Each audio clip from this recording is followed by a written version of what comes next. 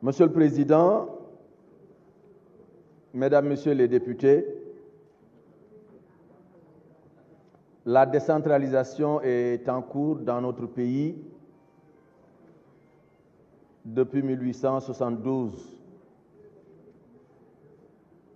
quand les communes de Gorée et de Saint-Louis étaient créées. Et depuis lors, beaucoup de pas ont été accomplis dans le sens d'un approfondissement de la décentralisation, d'un renforcement de la décentralisation. Et tous les régimes qui se sont succédés à la tête du pays, chacun a posé des axes forts pour permettre aux collectivités territoriales, pour permettre aux maires qui administrent librement leur collectivité territoriale de se mettre au service de leurs concitoyens. Bien entendu, l'acte 3 de la décentralisation a été un des actes majeurs. En effet, cet acte a permis la communalisation intégrale, la création de départements, mais bien entendu, la vision du chef de l'État, le président Macky Sall, a introduit un élément fondamental, c'est l'équité territoriale, c'est la solidarité aussi entre territoires, c'est la solidarité entre collectivités territoriales. Bien entendu, il faut évaluer l'acte 3 de la décentralisation, consolider les acquis et corriger les imperfections notées ça et là. Et le gouvernement est dans ce processus d'évaluation de l'acte 3 de la décentralisation et cette évaluation a déjà permis l'annonce faite par le chef de l'État lors de la dernière journée de la décentralisation, à savoir la mise en route du PACASEN rural à côté du PACASEN urbain, mais aussi la fonction publique locale qui est en train de devenir une réalité et parfaitement gérée au niveau du Centre national de la fonction publique locale et de la formation. Je sais, Monsieur le Président, que le débat est organisé et que le gouvernement aussi a un temps de parole. Monsieur le ministre m'a dit tout à l'heure que vous pouvez prendre 20 minutes, lui il prendra 10 minutes. Donc en 20 minutes, il va être difficile de citer l'ensemble des honorables députés qui ont pris la parole et de répondre de façon spécifique à toutes leurs interpellations. C'est la raison pour laquelle, Monsieur le Président, vous me permettrez de résumer les préoccupations formulées par les honorables députés pour y apporter des réponses générales et bien entendu mon cabinet et l'ensemble des services de mon département seraient disponibles dans le cadre d'autres rencontres, d'autres séances de travail et même d'autres occasions à revenir de façon spécifique sur un certain nombre de problèmes. Permettez-moi d'abord, Monsieur le Président, de clarifier qu'il y a des structures qui sont souvent citées ou des domaines qui sont souvent évoqués par les honorables députés et qui ne relèvent pas des compétences directes du ministre des collectivités territoriales, de l'aménagement et du développement des territoires que je suis. Bien entendu, au nom de la solidarité gouvernementale, je me ferai le devoir d'être votre porte-parole, votre interprète auprès de certains collègues qui sont comme moi dans le gouvernement. Préciser que les inondations sont gérées par le ministère de l'eau et de l'assainissement. Le découpage administratif est une prérogative du ministère de l'Intérieur.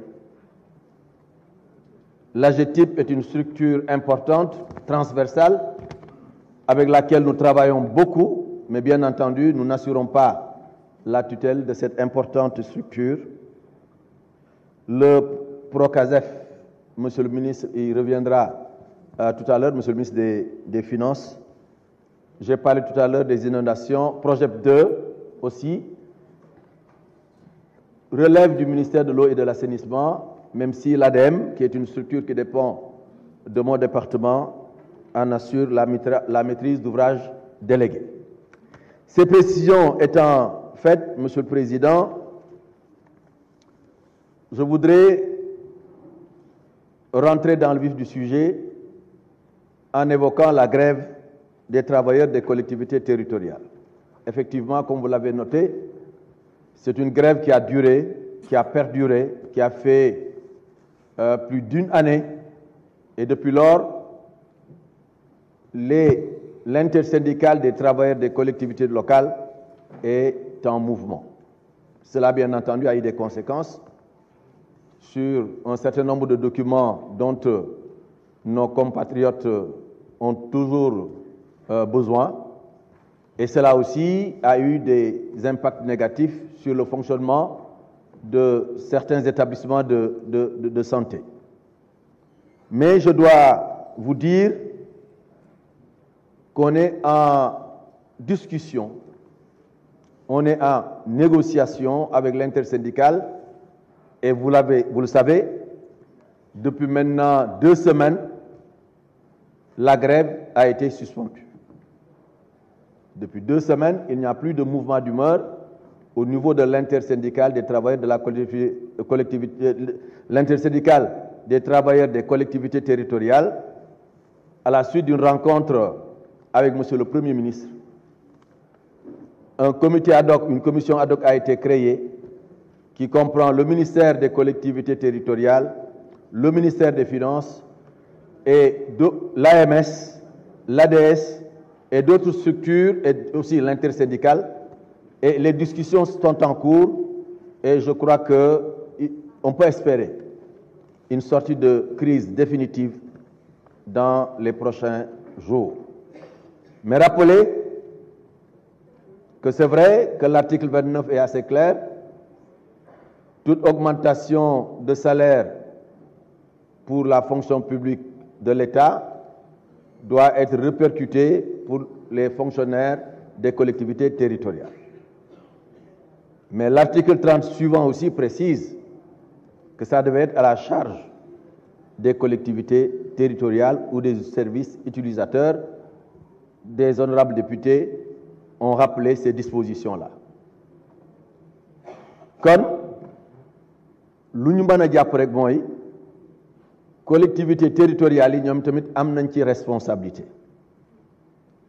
Am na collectivités territoriales yu nga xam ne jàpp nañ ne am nañu doole pour mën a fay mais li doon problème bi mooy ban base juridique ban base légale lañ mën a sukkandiku ba mën a fay travailleurs collectivités territoriales yi loolu ci la ñuy liggéey fan yi ci commission boobu ma leen wax léegi pour seet nu ñuy lijjantee loolu mais aussi communes yi nga xam ne jàpp nañ ne mën nañu fay bi ñu ko xaymaa monsieur le ministre des Finances waxoon na ko keroog mat nañu ñaari téeméer ak ñaar fukk ak juróom-ñett ñi nga xam ne nag amuñu doole pour jël en charge augmentation salaire yooyu bien entendu État dina xool dans le cadre des mécanismes qui existent nu mu leen mën a accompagner mais rappelons tout simplement que lu mat 15 000 personnes tournent autour des collectivités territoriales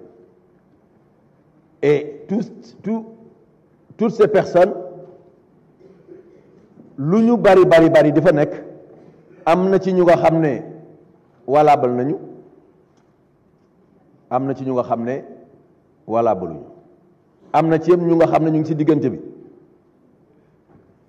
xamaguñ ba xam valable nañu wala xamaguñ ba xam valable nañu ñi valable bi ñu leen xaymaa mat nañu 4021 personnes saytu nañ leen seet nañ leen gis nañu ne ñii valable nañu ñi nga